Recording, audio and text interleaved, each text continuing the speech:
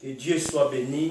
Nous sommes en direct toujours à www.yavetv.com, la chaîne de référence. Aujourd'hui, nous avons l'honneur d'avoir un homme qui va se présenter. C'est quelqu'un qui est connu dans la ville, connu dans le milieu évangélique. Et nous avons eu la grâce qu'il soit notre invité ce soir. Il va se présenter. Bonjour. Oui, bonjour, très chers téléspectateurs. Bonjour, évangéliste César. Je me présente, je suis Francis Luther Tombolo Kalumbo, évangéliste et businessman. Voilà, c'est un homme à plusieurs casquettes et nous aurons l'honneur aujourd'hui qu'il nous explique un peu toutes ces casquettes. Des fois, ça pose trop de questions aux gens qui les connaissent. Évangéliste Francis Kalumbo, vous portez combien de casquettes en vous? Des casquettes, pour moi, j'ai traduit ça comme étant des talents que Dieu donne à chacun. À d'autres, il en donne 5, à d'autres 10, à d'autres un talent. Et moi, Dieu m'en a donné beaucoup et j'essaie de les mettre tous au service des autres, dans plusieurs domaines éventuellement. Est-ce que vous pouvez nous énumérer, au moins qu'on sache, parce que ce sont des questions qui se posent et nous avons l'occasion de les poser en face de vous et les gens seront un peu éclaircis, ça serait une bonne chose. C'est toujours difficile de parler de soi-même, mais je peux dire comme Christ, mes œuvres sont tellement visibles, donc je suis dans la production, je suis dans les ministères dès ma jeunesse, et puis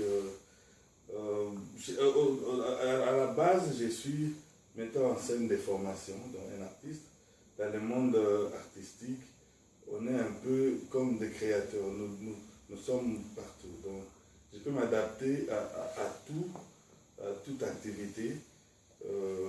Voilà, je suis artiste, je suis metteur en scène, je suis producteur, organisateur d'événements, et puis comment gérer concepteur de projets. Comment gérer tous ces dons, pasteur, concepteur de projets, producteur, je suis dans le monde associatif aussi, businessman.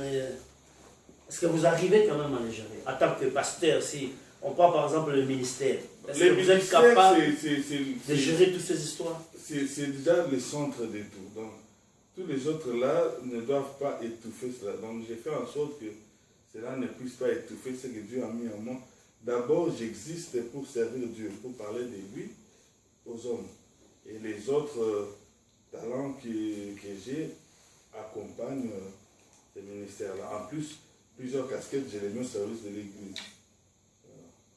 Voilà, c'était l'évangéliste Francis Kalumbo qui est avec nous dans notre plateau de YavetV.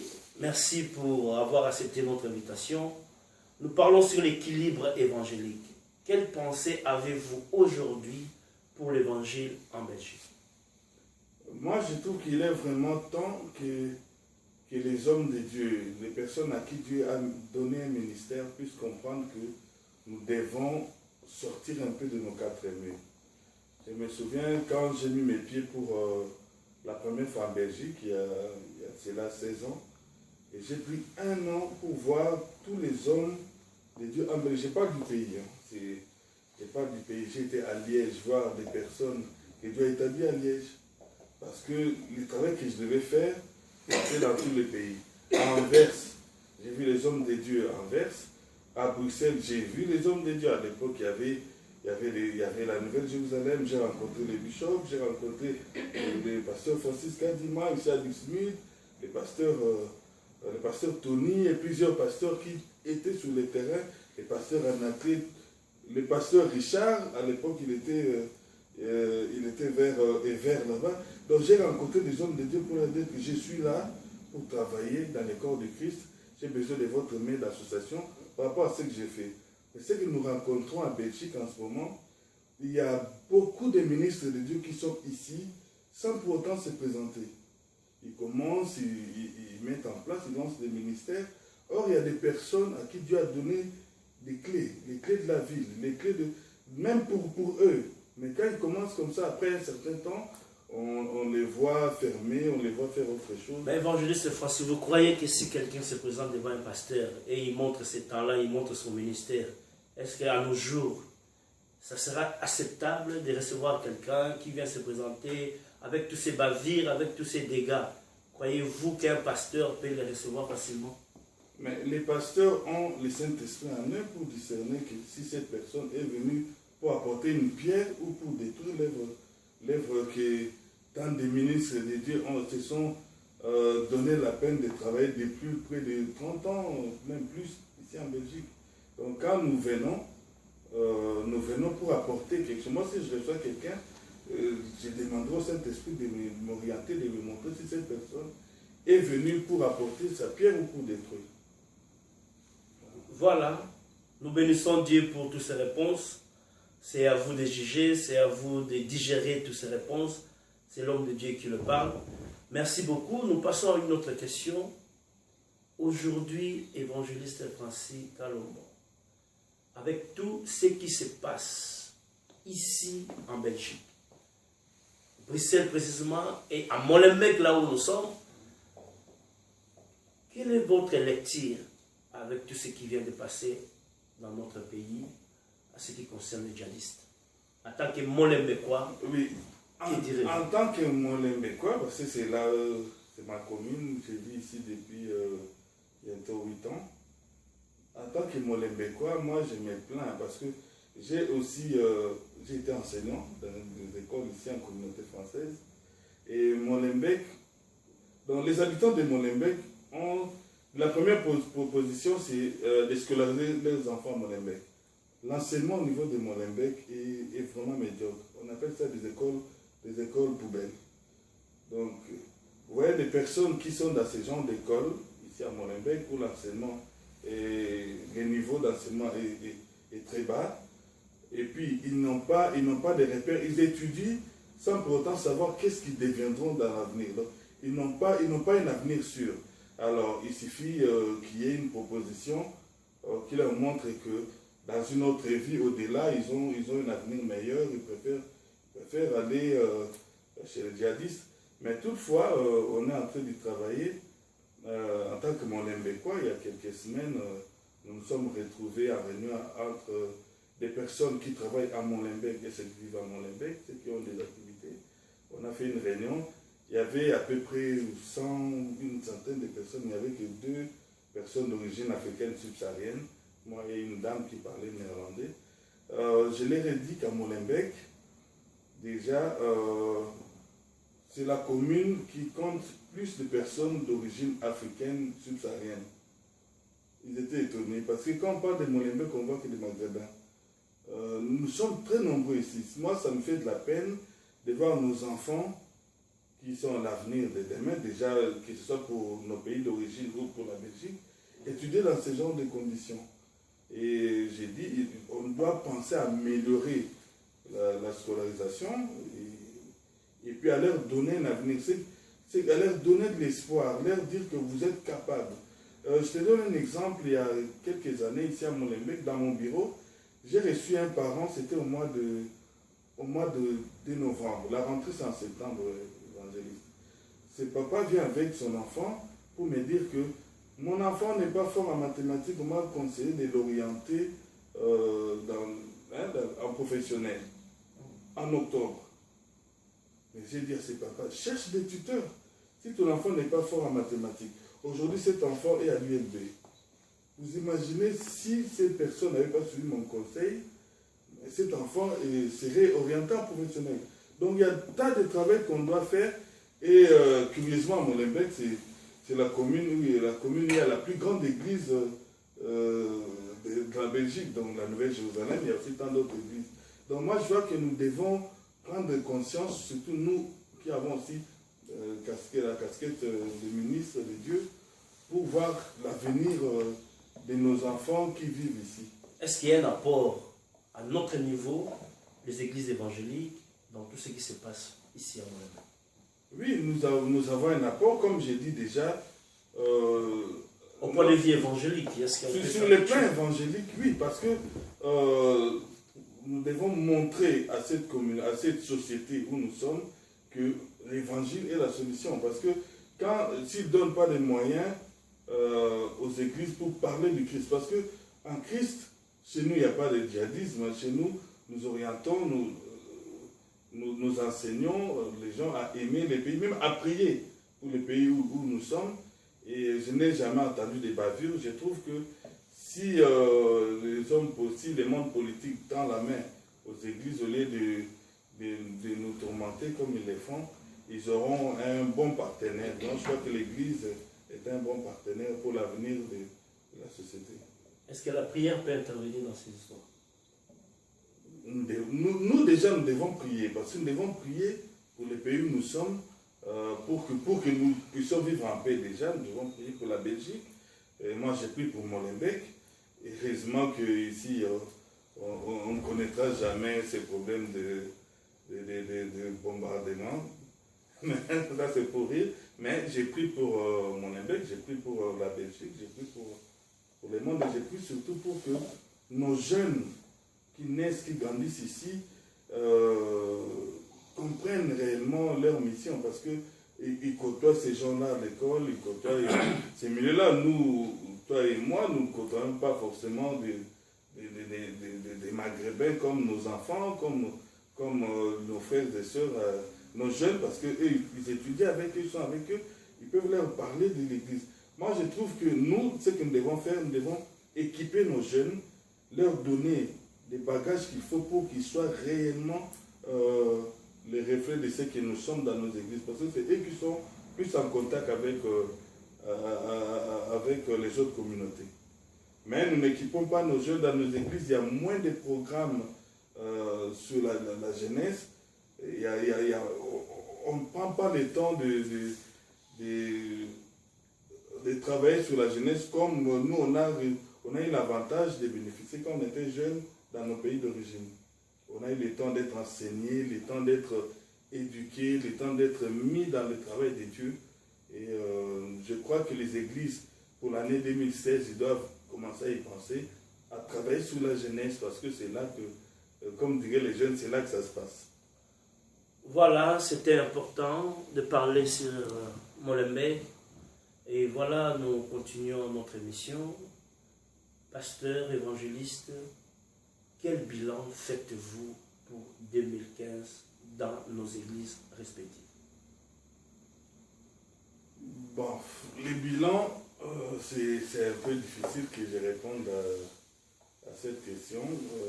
Les bilans par rapport à moi, mon ministère... Par rapport à l'évangélisation dans notre ville, dans notre pays, des églises. Ici en Belgique... Quelle impression vous avez par rapport à cette année 2015? Est-ce qu'on était à l'auteur de l'évangélisation, de prêcher la parole, de gagner des âmes? Oui, je trouve qu'il n'y a pas eu d'événements pertinents, surtout ici à Bruxelles, à part les événements qu'il y a chaque année, la convention de Nouvelle-Jérusalem, les activités ici, les activités là. Il n'y a pas eu un événement évangélique de grande ampleur comme il y a quelques années. Je vois qu'il y a des difficultés financières, mais ce que j'ai aimé, à chaque fois que les hommes de Dieu programment des activités, il y a d'autres pasteurs, d'autres ministres de Dieu qui viennent. Donc c'est ce qu'il n'y avait pas vraiment à l'époque. On venait seulement s'il y avait une action avec Maurice Cerrillo, avec Benny Hinn, mais entre nous, quand une église reçoit un homme de Dieu ou programme une activité, il y a 20, 30, 40 ministres de Dieu qui viennent, et qui ne viennent pas seuls, qui viennent avec quelques fidèles. On n'a plus peur qu'on vole nos fidèles ou quoi, mais on a le souci que nos fidèles soient enseignés et avancent. J'ai dit une chose, quand nous étudions, nous allons à l'école, nous passons de la première année à la deuxième année, nous terminons les primaires, les secondaires, les supérieurs, mais les chrétiens à l'église, à la fin de l'année, ils passent où ils échouent. Quel est le bilan? Est-ce que nos fidèles, après 5 ans, ils avancent ou ils sont toujours là quand ils ont fait un rêve la nuit? Pasteur, docteur, tout ça. Est-ce qu'ils avancent ou ils n'avancent pas? Que chaque fidèle fasse son bilan. Parce que les enseignements que nous apprenons dans nos églises, on doit avancer avec ça. Mais au bout de 5-10 ans, que chaque pasteur essaie de faire un examen, si ses fidèles sont toujours en maternelle, ou sont en primaire, ou sont en secondaire, ou pas. Voilà, je crois que c'est important ce que vous êtes en train de parler. Il doit y avoir un bilan au moins pendant toutes ces années que nous enseignons la parole, et les gens doivent au moins changer. C'est vraiment important. Je crois que c'est un message à lancer à tous les hommes de Dieu qui nous suivent en cet instant. Il nous faut un bilan pour nos fidèles, pour tous nos enfants de l'Église. Que Dieu soit béni. Mais pasteur, ce que je voulais savoir, est-ce qu'il y a des remèdes à faire pour que l'année 2015, comme cela est passé, il n'y avait pas d'ampleur, qu'à 2016, que nous puissions faire quelque chose en tant que corps de Christ? Est-ce que vous avez des remèdes, vous avez des idées, vous avez des conseils à donner par rapport à votre réponse de 2015? Oui, des remèdes, des idées. Bon, nous attendons la rentrée de la Passe-Belle pour faire d'autres propositions. Cette année, au niveau de la pastorale, la présidence avait pensé faire le travail de terrain, essayer de gagner d'autres ministres de Dieu au sein de la pastorale. L'année prochaine, ça sera l'année maintenant des actions et pour préparer les élections de 2017 au niveau de la pastorale. Moi, je dirais, parce que le problème, c'est aussi les pasteurs, les enseignants. Prenez un professeur d'université. Donnez-lui, si vous lui donnez la deuxième année primaire, supposez que les fidèles soient à ce niveau-là. L'enseignement qu'il donne à l'université, il donne ça aux chrétiens qu'il trouve dans son église. Mais si ce n'est pas le niveau de ses fidèles, qu'est-ce qu'il leur enseigne? Ça serait cette nourriture-là, c'est comme si vous donnez des médicaments lourds qui peuvent provoquer d'autres choses. Vous voyez, chez nous, au Congo déjà, quand une personne est née de nouveau, il passe par des affermissements, il suit des enseignements, et puis il monte, il peut suivre des enseignements profonds, d'autres sujets. Mais des sujets que d'autres ministres de Dieu enseignent dans nos églises, avec les fidèles qu'ils ont, je me dis, waouh, ces gens, s'ils ne comprennent rien, parce que l'enseignement est tellement... Mais ce n'est pas aussi le problème du docteur, c'est ce qu'ils reçoivent, ils doivent le donner quelque part. Donc moi, je trouve que la pastorale doit réfléchir pour donner des tribunes à d'autres ministres de Dieu qui ont des messages forts. Moi, cette année 2015, Dieu m'a permis de rencontrer un homme que j'aime beaucoup, par exemple le docteur Jamou Tamba. Donc ces genres d'enseignements qu'il donne, c'est des enseignements aux personnes qui ont un peu avancé dans la chrétienté. Donc, il y a d'autres enseignements. Imagine ces genres d'enseignements donnés aux nouveaux convertis. C'est difficile. Or, ces gens de pasteurs, bergers dans des églises, ils sont nombreux. Ils doivent savoir qu'est-ce qu'ils ont. Ou soit travailler avec d'autres ministres de Dieu si eux ne peuvent pas donner des enseignements élémentaires. Donc, moi je trouve qu'on doit faire un bilan. On doit travailler maintenant pour que nos fidèles grandissent année après année. Le royaume des cieux, c'est bien. Qu'ils arrêtent les péchés, qu'ils vivent dans la crainte de Dieu, c'est bien. Mais pour la connaissance de la parole de Dieu, la parole, il faut vraiment donner des enseignements au public très averti. Moi, je crois que c'est un grand travail à faire et nous remettons la balle au niveau du pastoral. Et comme vous faites membre, vous êtes parmi les membres du gouvernement, je peux dire, secrétaire général. Et je crois que ce sont de bonnes idées à donner. Et avec ça, nous pouvons encore aller plus loin. Merci pour toutes ces réponses. Nous continuons, nous chutons maintenant dans notre émission. Que direz-vous maintenant au peuple de Dieu pour cette année nouvelle qui commence? Est-ce qu'il y a un message? Vous envisagez quoi en tant que ministre de Dieu? Moi, je dirais aux chrétiens, aux hommes de Dieu, de faire le travail pour Dieu. Chaque chrétien, tout chrétien, tu es né de nouveau, tu as la mission, tu as le devoir de parler de Christ aux autres. Donc, on est gagné à Christ pour propager la bonne nouvelle. C'est la bonne information que tu as. Pourquoi tu gardes ça pour toi-même? Il y a des chrétiens égoïstes. Tu as accepté Christ pour toi. Tu vas à l'église toi-même. Ton voisin, ton frère, ta soeur, ta mère, tu ne t'associes même pas s'il n'est pas converti. Moi, je trouve que c'est un devoir. Gagner les âmes à Christ, ce n'est pas le travail seulement de ton pasteur, ni de l'évangéliste, ni de qui. C'est ton travail à toi en tant que chrétien. Si tu ne le fais pas, tu auras des comptes à rendre. Donc, tu es gagné à Christ pour gagner les autres. Avec les peu que tu as, avec les versets que tu as, avec la parole que tu connais là. Partage avec les non-chrétiens. Que chaque chrétien se lance un défi en 2016 de gagner des âmes à Christ. Même 5, même 10, même 20, selon que l'Esprit de Dieu te donnera la force de faire. Gagne des âmes à Christ et amène-les au Seigneur.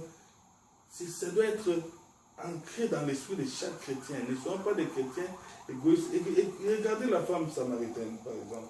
Cette femme ne s'est pas préoccupée qu'elle avait un mauvais témoignage dans la ville. Mais l'information, les messages qu'elle a entendus de Christ, elle s'en fout. Elle va les dire dans toute la Samarie. Donc, les restes, c'était le travail du Saint-Esprit. Et ils sont arrivés en masse rencontrer Jésus. Donc, Jésus a besoin d'être nourri, a besoin d'être rassasié. Sa nourriture, c'est les âmes qui viennent à lui.